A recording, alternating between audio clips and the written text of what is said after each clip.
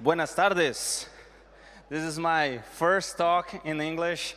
As Fakul mentioned, my Portuñol is awesome, but I will avoid you to hurt my Portuñol. Today, I'm going to talk about Kotlin standard library, and let's get started. But before started, I would like to say thank you to the organization of the event to having me here, and to all to be here. It's awesome to be here in Argentina. It's my first time, and yesterday I walked around to the city, and it's a beautiful city. Congratulations for you all. What do we cover here? The Kotlin standard library provides the essential classes and functions for your everyday with Kotlin. Okay? In version 1.3, it contains approximately 50 sub-packages organized in 4 categories. And today, I'm going to cover these 2 packages, the common, which it's common for every platform, and JVM for JVM platform-based, like Android or servers if you are using Java on server. The first topic that I will cover here is the scope functions. As the name says, the scope functions create a scope for your object using Kotlin. Okay, so it's the main reason to use scope functions. And I think another speakers talked about some of these functions. I will try to bring an easy way to understand how to use these functions and how these functions works. Okay. The first one is the let function. Okay. As you can see, it's an extension function, which means that I can call this function from any object because I'm using the T. So this T is a generic type, so you can call from any object. The caller is represented by it. It returns the last line of the block. It's important. And it's commonly used for nullability checking. I think other developers mentioned that. But it's very common to use the let function for nullability check. So let's take a look. Imagine that you have this sample here. I try to bring all samples from in the slides from my last projects, for example. So I have this function, delete temp photo, and this temp image file can be new. So I can't assign any file to this object. And when I use let, I can check if the file exists, and in this case, I delete the temp file. Okay? But you can ask me, Nelson, I can replace this code using this. It's more simpler. It's more readable. I checking if the temp image is different of new, and thanks to the SmartCast, I can check directly if the temp image file exists, and then delete the file. It works, no problem here. You can use this code. You don't have to use let just because it's beautiful. It does not make sense to use let in the sample. But let's expand this example a little bit.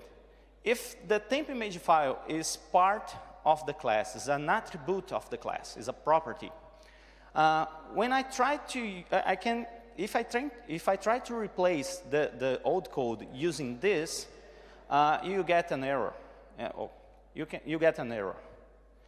The SmartCast to file is impossible because temp image is a mutable property that could have not been changed. Imagine that in this case, here I have a variable, so it's not guaranteed that this image file is not new anymore. Because when I check if it's new and check here, this variable can be new, changing by another thread, for example. So you can replace the code for this approach, but this approach is like weird. Okay? It's weird. But it's not only weird, it's dangerous.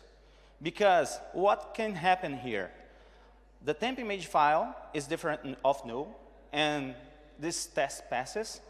But now another thread changed the temp image file. So imagine that at the beginning, I have the file 1 assigned to temp image file.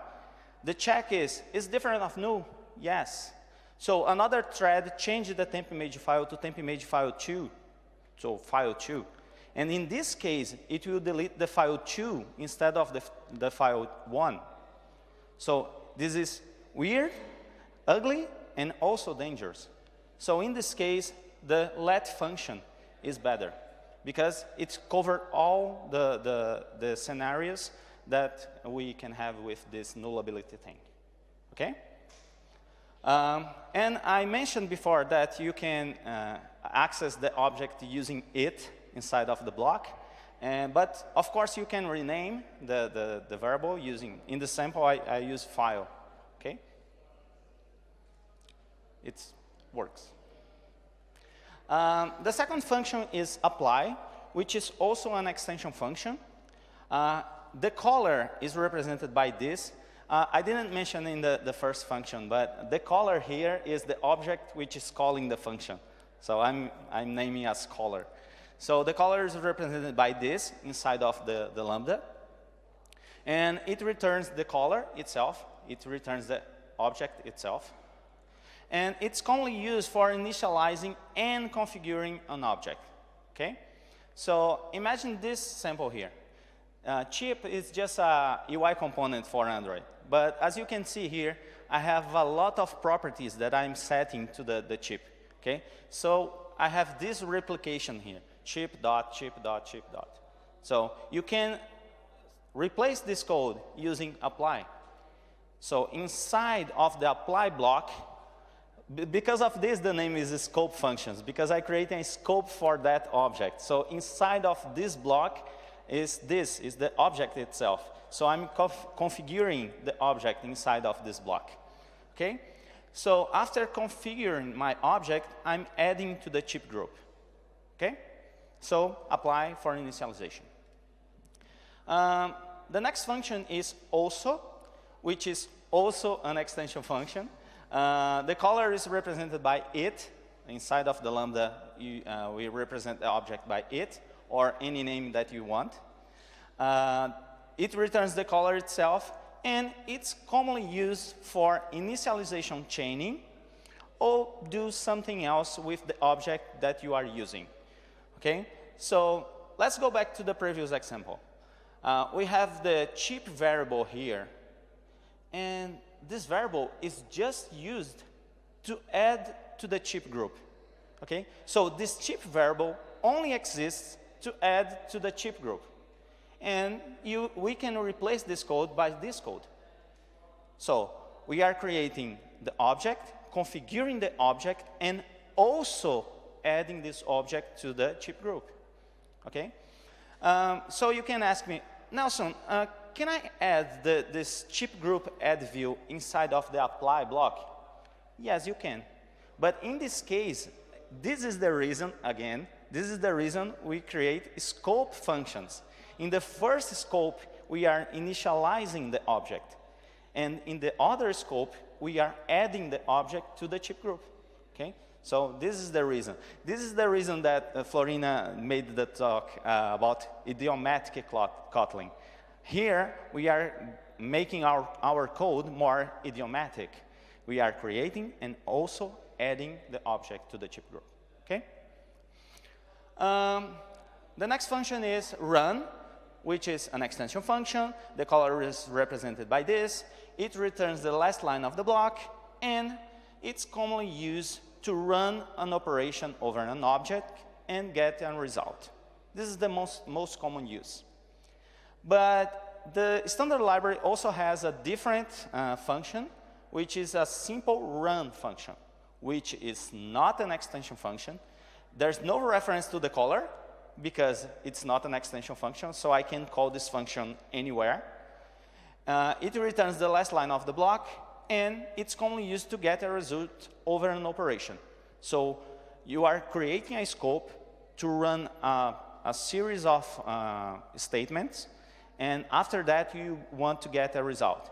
You can use the run function. Okay? This is an example from Android code. And here I'm using the preference manager to get the default, the favorite city from the preference, from the preferences of the user. And here I'm getting this preference and using the Elvis operator to get the default city if the preference is not set. Okay? And okay, this code works, but we can do this code more easily. As you can see, I'm just declaring this prefs variable just to access the preference manager. Okay? So we can replace this code using this. We get the preference manager and run an operation over the preference manager. Okay? So once I get this result, I'm checking if the result is different of null using the Elvis operator here. And if it's null, I get the preference from the string resources. And you can ask me, Nelson, I can use the getString directly here. Yes, you can. It's just simple to demonstrate the two run functions. But imagine if you have more lines here, this code will be more readable because you are creating a scope for preference manager and also another scope for when you don't have a preference set. Okay? And the last function is with. With, it's not an extension function.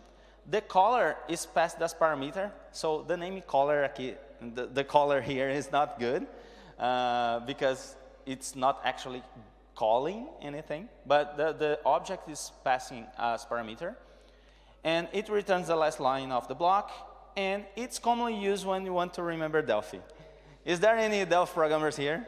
Oh yeah, two Delphi programmers, yeah. It was the first time that I saw this instruction with. And particularly, I don't use this function. And I was rehearsing this presentation with a friend, and he said, why you simply just remove these slides? No, I would like to explain why I don't use with function. For example, here, I have this web view, and using with, passing the web view, and I can call this instructions here directly over the web view. Okay, it works, no problem here. This code works perfectly. But imagine that the web view is new, can be new. This code will not work because you have to access the web view using the save operator, the question mark dot. Of course, you can replace this code using this. But why are you going to use this code instead of this code? I can just use let, or I can use apply, let, also anything else, but not with. Okay? So I will stay here after my call, of course. So if you have a good example of use of with function, please tell me that, because I don't have one. I don't use with. Okay? Well, just a quick summary here. Use let for nullability check, apply for initialization, also for initialization chaining, or simply to change the scope of the object, run to get a result from an object or sequence of calls, and with, for some reason, I don't know how to explain. Okay? So, my next topic is annotations. I really like annotations because it helps to the evolution of your code. Okay?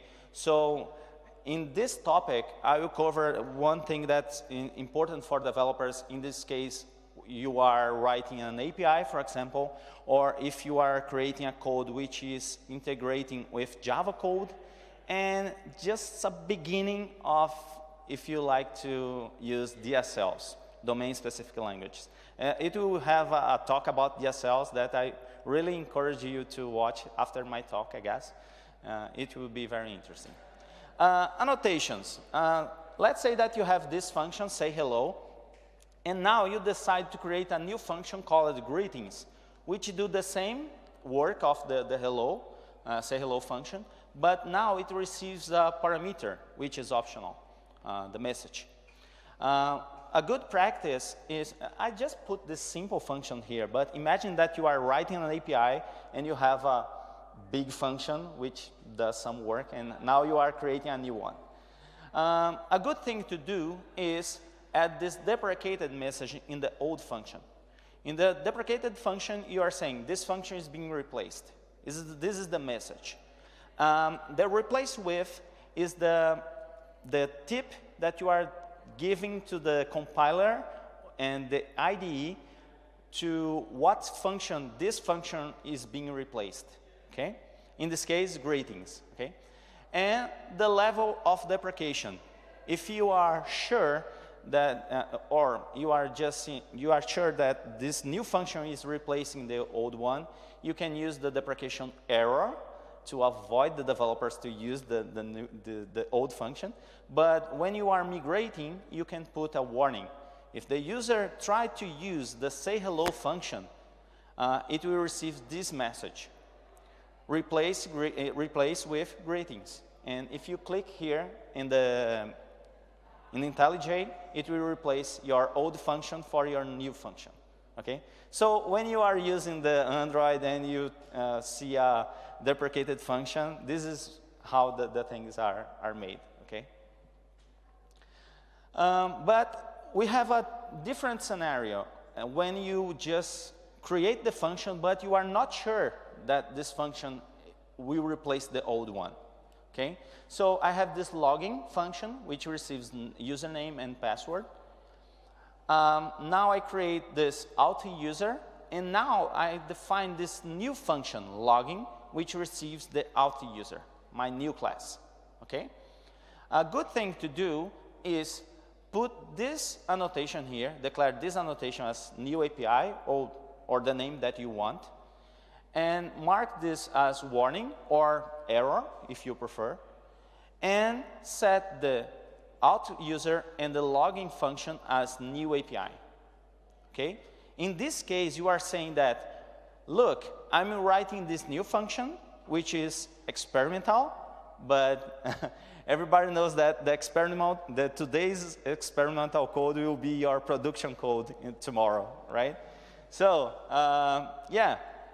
If you want to use this experimental code, you have to use this use experimental and mark your new API annotation class. Okay? So there are two cases here: the deprecation that you are sure, and the experimental when you want to add new functions. Okay? I'm talking about the APIs, but it's very common in Android, particularly when you write some modules in your app. And you have a big team in Android applications, for example. In my last project, we have, it's not a big team, but we have 10 developers, okay? So it's complicated to have all the developers in the same page, in the same, working in the same area of the app. So it's important to document your code, okay? Another topic is related to integration with your Kotlin code with Java code, okay? So let's talk about these annotations. Imagine that you are defining this user repository object, which is not available in Java, okay? And you want to access this code in Java. So you get this user repository .instance.insert user.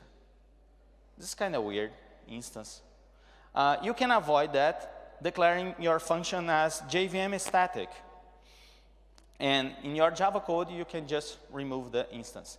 I watched the presentation regarding the Kotlin bytecode in the morning, and this will avoid you to create more functions because you don't need that instance object here. So using this JVM static, you avoid to create that instance object, okay? The second case here is, imagine that you have this class, my Kotlin class with print name, but notice that this function has optional parameters. If you try to access this function from your Java code, this call will work, but this one will get an error because the compiler just creates the function with the string, but the string is optional here. What I can do to fix that? You can add the JVM overloads. In this case, the compiler will create one function with parameters and another without parameters. So now you can call your function normally. Guys, I mentioned that because nowadays a lot of developers are writing code in Kotlin, but there's a lot of projects which were written in Java and now is migrating by steps to Kotlin. So it's very important to have a Kotlin code working with Java, okay? And in Android particularly, it's very common to write custom views. And if you write a custom view in Java, you have to override these 3 constructors. The first constructor with context, the second with context and attribute set, and the third one with context, attribute set, and style. If you click on the IDE, convert to Kotlin, you get this code here, the 3 constructors. But even though it's annoying to have these 3 constructors, you can simply add JVM overloads and you just get 1 constructor, because the JVM will generate the 3 constructors for us. Okay, this is very good. Let's say that you are creating this toggle view component, and you write this switch, this simple function switch, which change from on to off, switch between on and off. Okay, but if you try to call this code in Java, as you know, this code, switch, is a reserved word in Java. So you can't use switch. In this case, you can use the JVM name to rename the function which is generated by the compiler to this function. And in this case, you can call switch on off in Java code. Okay? Imagine that you have another cases that in Java, in Kotlin is not a reserved word, and in Kotlin, in Java is. Okay, so it's important. It's also work for class name. For example, imagine that you have data, for example. Data is a reserved word in Kotlin, but it's not in Java, for example. Another feature in Kotlin that I think most of the speakers talked about here was extension functions, and it's awesome. But imagine that you have to call these extension functions from your Java code. It's possible here. You just can call this string extensions KT. It's weird because the file name is string extensions.kt, but we don't have any class here. This is the default class name which is generated by the compiler. You can also rename this class using JVM name. So instead of have string extensions KT, you can just have string axt, for example. Okay? And it's shorter and more Java friendly per se. Okay, let's imagine that you have this product class which just have 3 properties. And that's okay. You can access this code using Java, using getID, getDescription, getPrice. But the Android developers know that the number of methods that you have in your application is important. We have a limit for this. Otherwise, you create more APKs, more parts of your APK, more DEX files. And you can help to avoid this just adding the JVM field. Using JVM field, you can access the field directly. But behind the scenes, it's generated a public final field in Java. So you are avoiding to create 3 methods here. Okay, 3 methods here. Imagine the number of data classes that you have in your application. So imagine all the properties that you have. Imagine the number of methods that you are creating unnecessarily. Okay. Okay, I think less regarding this topic, but no, it's not. If I create this constant here, it will generate this code here, my Kotlin class.companion.getConstant1. But it's a constant. I don't need a method for that. So the constant two using const vol, you generate my Kotlin class dot constant two. So again, you are avoiding to create methods unnecessarily. And JVM field, you do the same for the constant tree. So here is the same case. For the third case, for the last case, the const val is just for primitive types, just for integer, in strings, double, boolean, but doesn't work for objects. So in this case, you have to use JVM field to get this constant here.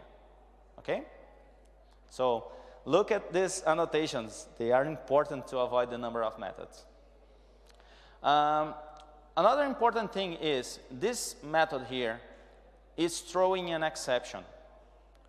But so you can call this function directly from Java, because all the exceptions in Kotlin are not checked exceptions, are runtime exceptions. But you can force your Java code to treat these exceptions using the throws annotation. So with the throws annotation, your Java code must have to wrap this code using try catch. Okay? And the last topic about annotations, I was thinking if I should add this example or not. And I decided to bring this sample because I thought very interesting. It's not my sample. I bring from another talk from a guy that I don't remember, but I promise that I put the reference here. Anton, he's from Poland, I guess. But I saw this example in a Kotlin Conf presentation. But imagine that you declare these two classes here, and I would like to create my DSL, okay? My DSL, domain-specific language. And, okay, I have a recipe with a list of ingredients, and each ingredient have a description, quantity, and unit. So I create two functions to declare my DSL. The recipe, which receives a recipe dot. This syntax is weird, right? But remember one of my first slides? Apply. Look at the syntax here. The name of this syntax is extension lambda. Searching for this after my talk.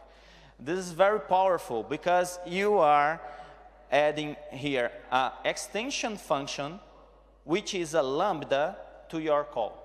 And here I'm creating a recipe, calling apply, and inside of apply, everything is recipe. So this lambda inside of apply is a recipe. And the same thing or similar thing, I'm doing this for ingredient.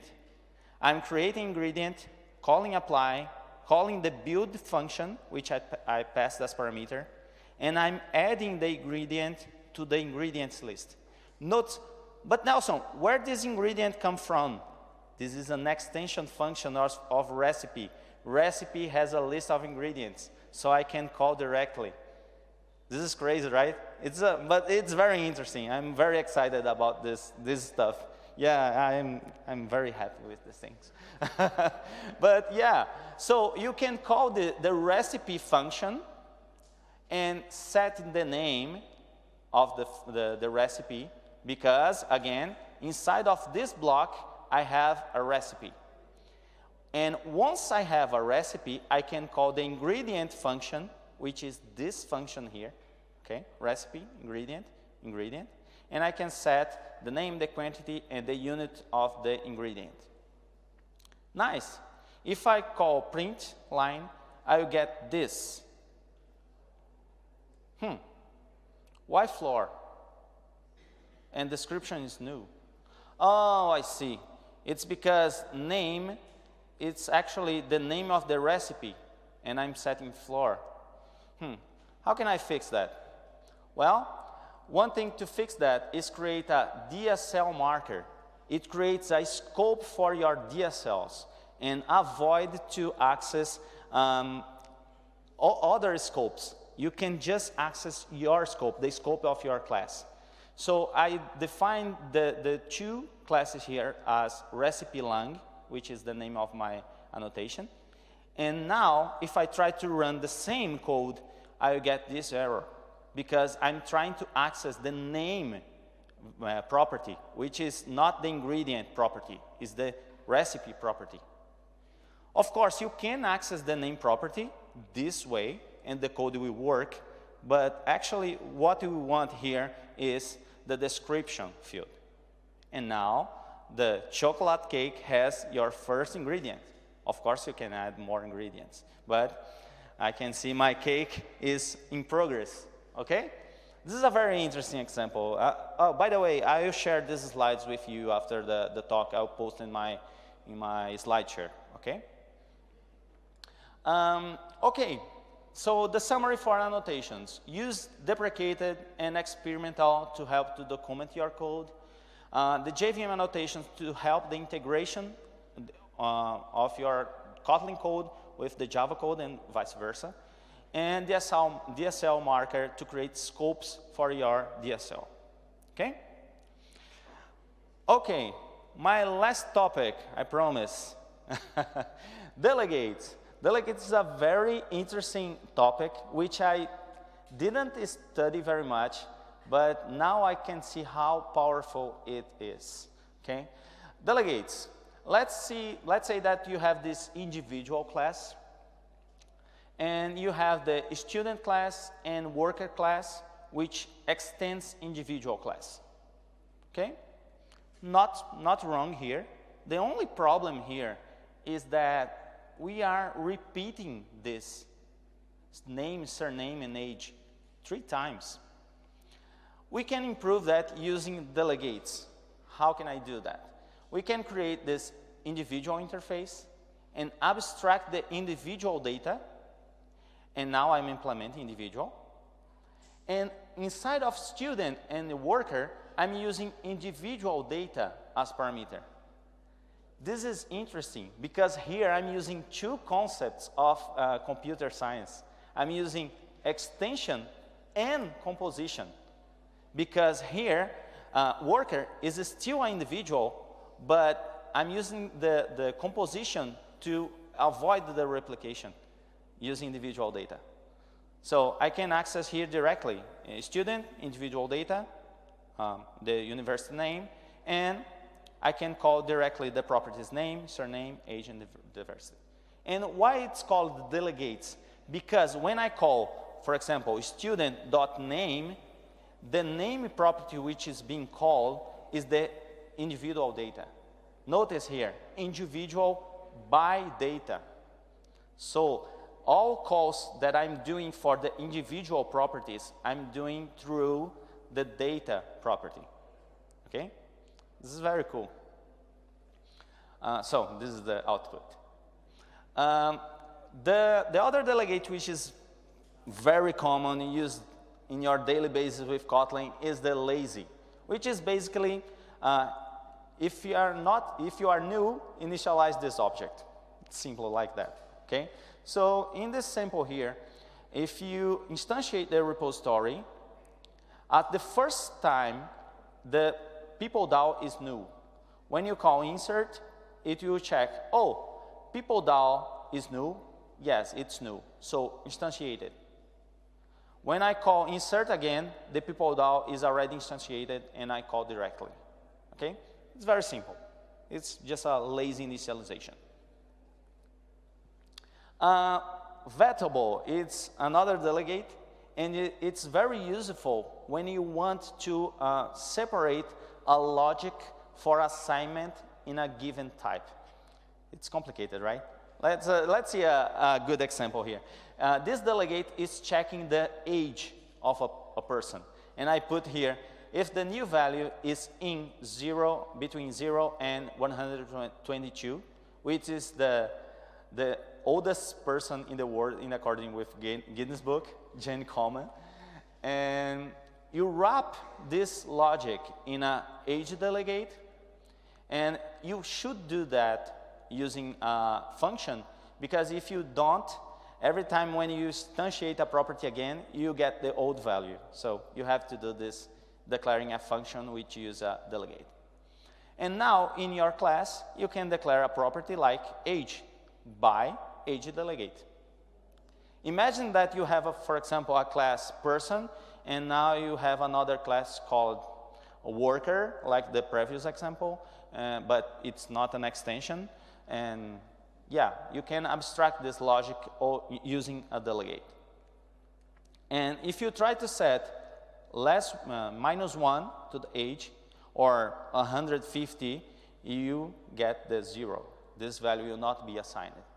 So you are encapsulating the logic of the validation of your property in a delegation. Okay? This example I bring from my last project. It was used, for example, I was working in an application to search houses. And you can search houses by the number of baths, value, the space, and a lot of parameters, the region, the city, and so on. So imagine that this filter class has a lot of properties. And this object, this filter object, is shared across several UI components.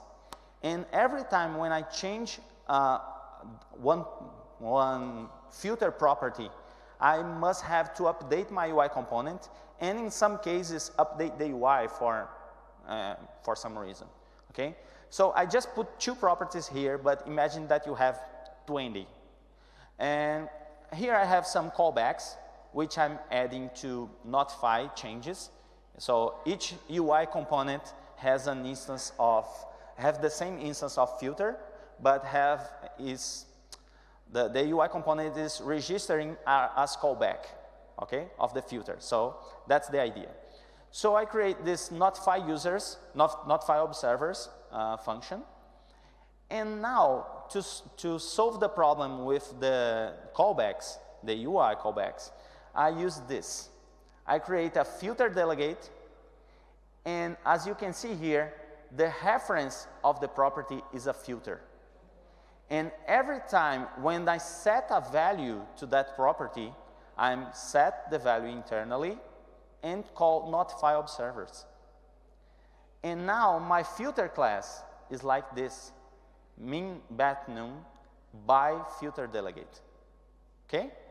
So if I instantiate a filter and add 2 observers here, 2 callbacks, and set the number of baths, min price, min bath num again, and min price, I'll get this. Look, I set 2, and the 2 observers are called. I set the min price, the 2 observers are called. And the same here for the last 2 properties. Okay? So I'm abstracting the logic over my properties using the delegates. Okay? There's a shorter version of this delegate, which is using observable. Observable is useful when you want to get the old property and the new property. Okay. So in this case, I have the old value and the new value. Okay. And again, I'm calling the observers. Okay. And notice it's an extension function.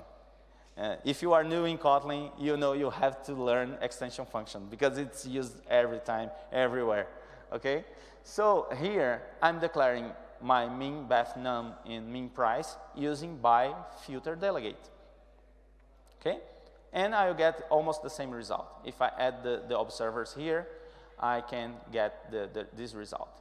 Min bath num, before was 0, now is 2.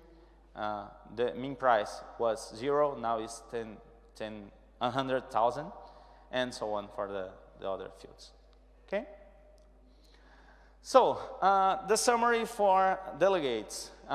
Interface delegation for composition, that example using individual data, person, and so on. Lazy for lazy initialization. Vetable to define a validation to be reused. Observable if you need both old and new values. And custom delegates for everything else. Okay? Okay, my last slide, I guess. Standard library has a lot of functions to help you to write more simple and reusable code. Okay, so I can't cover everything about standard library here, but check it out, the internal lib, the library internals. You learn a lot. If you look at the internals of apply let function, you see, for example, contracts, which is a content that I didn't add to this presentation, but it's very interesting how the contracts works, and a lot of other things. And if you are new in Kotlin, check it out, the Kotlin colons. It's a good point to start, and there's a lot of samples and exercises to use Kotlin standard library. And write Kotlin code, enjoy the standard library, and have fun. Here I have some reference. The slides will be available today, I guess. And that's it. Gracias. My name is... Thank you. I think we have space for questions. Okay. Okay.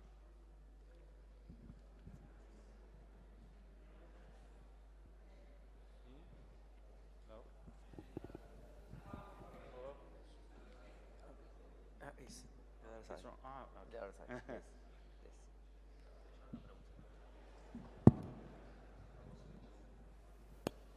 Hello? Ahí te lo traigo de vuelta. Hello. Hello. Okay. Okay. Well, my question is about the annotation JVM name. Okay. Does the IDE search the usages of that new name for Java, and how does it behave? Yeah, it will search for the new name. This is awesome because, yeah, and also dangerous because if you rename the string there, you have to change everywhere that you are using because it's generated at compile time. So if you are using the new name in your Java file and you rename just that string, you have to rename everywhere. At least as far as I know. I don't know if the JetBrains do some magic to, yeah. Yeah, thank you. ¿Hay más? More questions, please. Vamos. More questions? Okay, I have one. Va.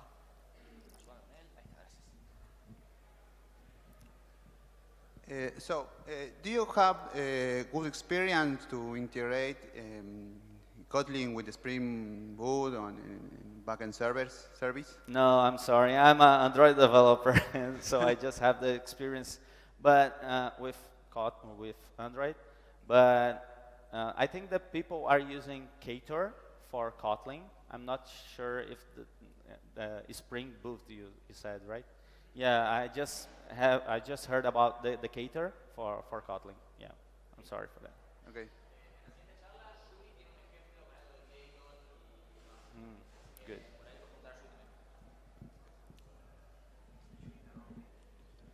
¿Hay más? More questions?